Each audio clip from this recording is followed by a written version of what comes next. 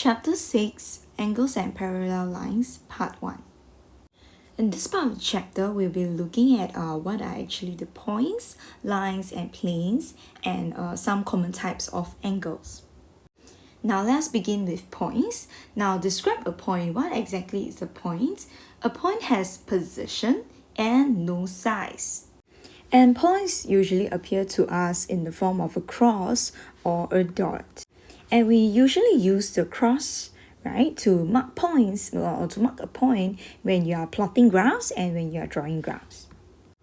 Whereas a point that comes in form of the dot usually is shown in the diagrams, okay, in textbooks or when in printed diagrams when they want to show you that, oh, this is a particular point. So in general for students, when you want to mark, draw graphs and mark points itself, you're supposed to be using a cross rather than a dot. Next, describe a point of intersection. What is a point of intersection? A point of intersection is the point where two lines meet. For example, where in this case, like the two straight lines meet each other, where's the point of intersection? This will be your point of intersection. Some diagrams will represent it by a dot, some diagrams will represent it by a cross. But this means it's the point of intersection where the two lines meet each other. Next, what is the difference between a line and a line segment? Now, a line can be a straight line or a curved line, while a line segment is a part of a straight line. It definitely must be a straight line, cannot be a curve. And a line segment is a part of a straight line that is in between two endpoints. So generally, a line can be either a straight line, okay, a straight line itself and a curve or a curve itself, right?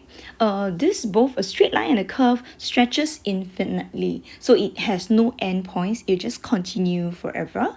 Okay, so if as long as you're in your space, it will continue. The whole graph will continue. Okay, whereas compared to a line segment is only a part of a straight line. As you can see, this is a straight line, but it will be only that short portion in between two endpoints. So it must be straight, and it has two endpoints with it. Hence, as such, it's not difficult to identify the next difference between a line and a line segment.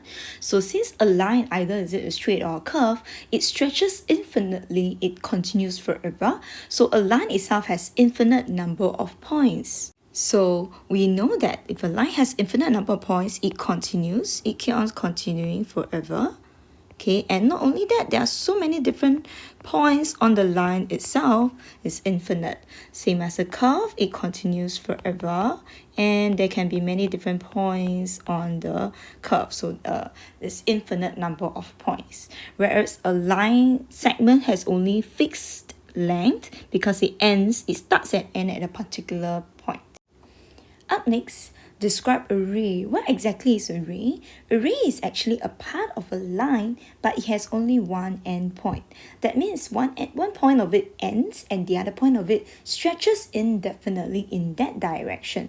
So the ray has one end point and the other end is indicated by an arrowhead that can be extended in that direction indefinitely. Now, for example, if the question were to tell you that, oh, this is the line or this is the ray A to B extended, or they just describe A to B extended, what does this actually mean? How do we draw such a line? Or how do we interpret such a line? So first, we need to start with a endpoint. Okay, sorry. They say A to B extended, right? So we need to start with an endpoint A. A will be the endpoint. And then we are looking for a point B. Let's say point B is here. And it says A to B extended. So that means I will draw starting from A, going in the direction of B, and I extend it indefinitely. Okay, so in textbook wise, right, it's usually they will just draw a particular line or they just tell you that A to be extended, and if you want to indicate that it continues like a ray, so you need to put an arrowhead at the other end. Alright, so have you understood what is a ray? What about if I were to tell you draw B to A extended? then what would that be? If the question is talking about B to A extended, that means I'll need to start from B, a point B, and then I'll try to look for connect it to the direction of A. So starting from point B, B is now going to be the end point, and then it will stretch in the direction of A. Let me find my ruler. Okay, indefinitely. And I'll indicate with an arrowhead over here. So this will be B to A extended. Have you gotten the concept? Now let's move on to the next part.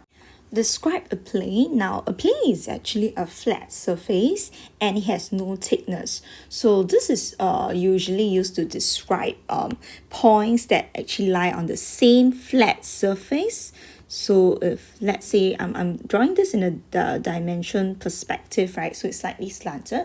So on a flat surface, it can contain a certain number of points that is on the same flat surface, and itself we already know that a point have no size, so therefore a plane has also no thickness. Okay, with that we have described what is a point of intersection, differences between a line and a line segment, a ray, and also know what's a plane. So up next, let's go on to find out more about different basic angles. Types of angles. Now there are a few basic different types of angles, namely the acute angle, the right angle, obtuse angle, straight angle, and reflex angle. Now let's take a look at how we recognize and identify these angles. The first one, for example, angle AOB. Now actually angle AOB itself can mean two different types of angle. It can mean the smaller one over here, or it can also mean the reflex angle that's right outside, okay, of the whole angle itself. But since the question only mentioned angle AOB, we will usually take it to be the convention to be known as the angle that is slightly smaller compared to the angle that is slightly bigger, right? If they want to indicate that it's the bigger angle, they need to write a description for that angle itself. So now AOB itself is actually an acute angle. What exactly is an acute angle, or why is it an acute angle? This is the reason because an acute angle is an angle that is less than 90 degrees. So write it in the mathematical form. Angle AOB is less than 90 degrees.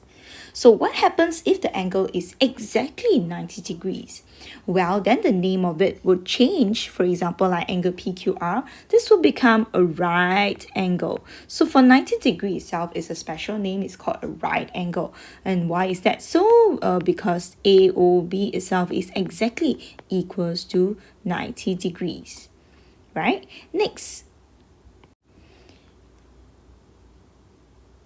Okay, we have angle ZOY. What exactly is ZOY? Now, actually mentioning the name ZOY itself, it can mean the smaller angle or the bigger angle outside ZOY. But since this case is just talking about angle ZOY, it means they want the smaller angle. Now you notice over here, angle ZOY is already more than 90 degrees.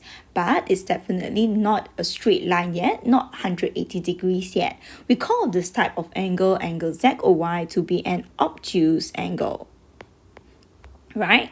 And so for such kind of angles, angle ZOY, obtuse angle, it will be greater than 90 degrees, not equal to, because equals to, it will be a right angle, so it will be greater than 90 degrees, but at the same time, it has not reached 180 yet, it's not a straight line yet, so it's smaller than 180 degrees, not equal to, but lesser than 180 degrees. Right? Now, next one, angle STU. Now, actually, STU can mean a small angle or the bigger angle. But in this case, the diagram has already marked for us that they want us to find out this bigger angle. So what kind of angle is this? This is actually called a reflex angle.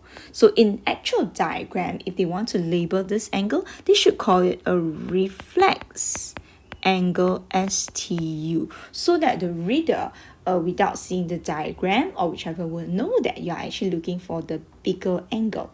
And why is it called a reflex angle? This is because the angle STU is clearly, obviously, that's more than 180 degrees. But it has not closed up to 360 yet, so it's actually lesser than 360 degrees. So any angle that is more than 180 but less than 360 will be called a reflex angle. Last but not least, angle COD is very straightforward. Angle COD is definitely it's 180 degrees, isn't it? So it's called a straight angle. So it forms in a straight line because angle COD is exactly equals to 180 degrees. So now have you understood all about the different naming, different types of all the basic angles? Let's proceed on. Up next, our challenge is to use a protractor to draw the following angles. Now, in this case, the question here is angle AOB to be 40 degrees. It's talking about angle O. They want angle O to be 40 degrees. So in this case, I'll need to use a protractor. So I enlarge it such that it's super big. Okay, so that hopefully you can see it clearly. Now, if angle AOB, the angle that we're looking at is O, is the one that's 40 degrees, we should put our protractor with the center, if you see the dot over here, at angle O.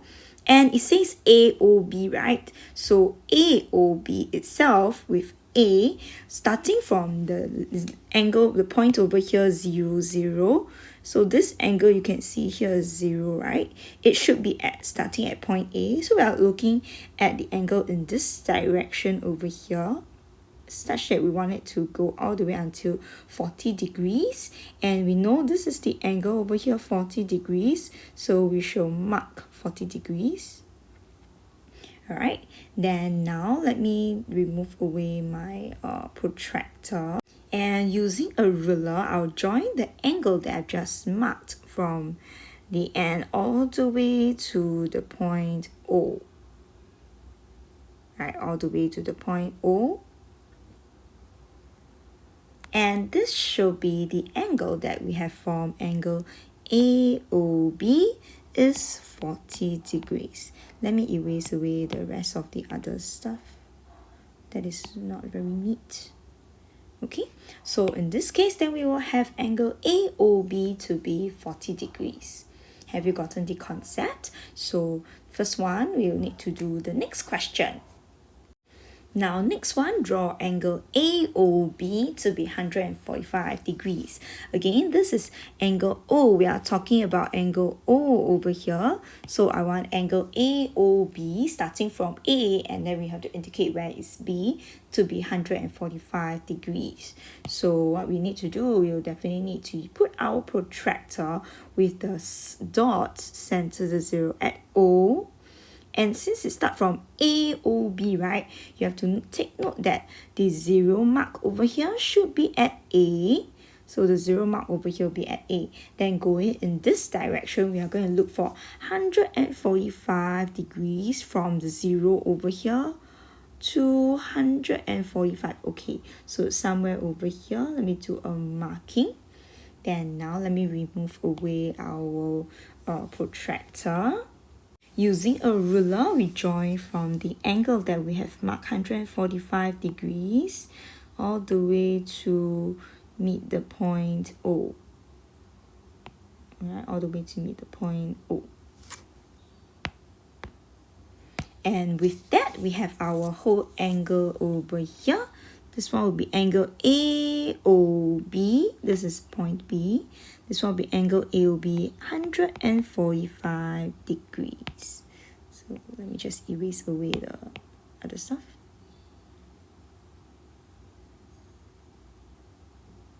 So this one will be angle AOB to be 145 degrees. Next angle, we're going to draw angle AOB to be 240 degrees. But, oh no, my protractor only have up to 180 degrees. So how am I going to draw an angle that's 240 degrees? So I want angle AOB to be 240 degrees, right? So the other only way that we can do is to use some basic calculations. Now we know that a full circle has a degree 360 degrees. Now let's do a quick mental image. If I will start from angle AO, and I cross 180 degrees, I need to go to 240. I do not know where it will be. It'll be somewhere over here probably. Alright, so in this case, I'll need to do take 360 degrees. Wait, let me write this somewhere else. 360 degrees minus 240 degrees, that gives me 120 degrees, right? So in this case, I will measure 120 degrees in the other opposite direction instead, because I know that my angle will probably go from here and end all the way somewhere here. Right, so instead of drawing it in the original clockwise direction, now I'm going to calculate it 120 degrees. Oops. Right, and turn my protractor. Okay, flip it the other way round. I'm still going to put my center at O because it's still angle AOB. I'm still going to read it from A, but now I'm looking at 0, A to be the 0 mark. Okay, and I calculated 360 minus 240 to be 120. So in this 0 mark direction, I'll look at the outer value and look for 120, which is this mark over here. Let me shift my protractor away.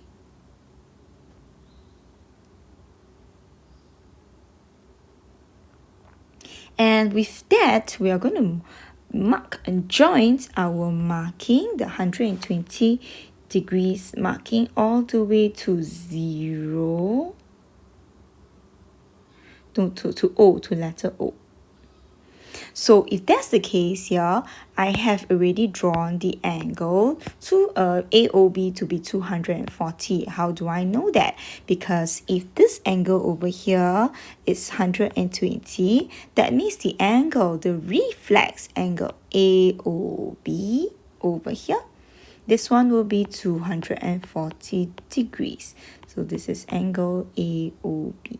Let me erase away the others. And I know that this angle over here is AOB to be 240 degrees. Have you gotten the concept? So now if this is the case, then how are we going to draw angle AOB to be 340 degrees? Using a similar concept, we know that a full circle has 360 degrees, and I want angle AOB to be 340. It's probably a reflex angle. So it'll be somewhere, maybe here, I do not know, it'll continue. So in that case, instead of drawing 340 degrees, we'll do a calculation. 360 minus 340 degrees to be 20 degrees, right? So I shall flip my protractor the other way round, put the center at O because it's angle AOB, and now this time round I make sure that 0 mark is at A, and I'm going to read 20 degrees in this direction until I reach here. So this one is my marking. Then now let me move my protractor away. We'll get a ruler to join from this marking, 100 in the 20 degrees marking over here, join it to O, center O. Right, then now from here we know that this angle here is 20 degrees. That means angle AOB, the reflex angle, we'll call this angle point B. This one over here will be 340 degrees. Let me just erase away some of the markings. Right, and we are done. So have you gotten the concept? Do you know how to draw the angles with using a protractor now? With that, we have come to the end of this part of the chapter. We'll see you for the next segment.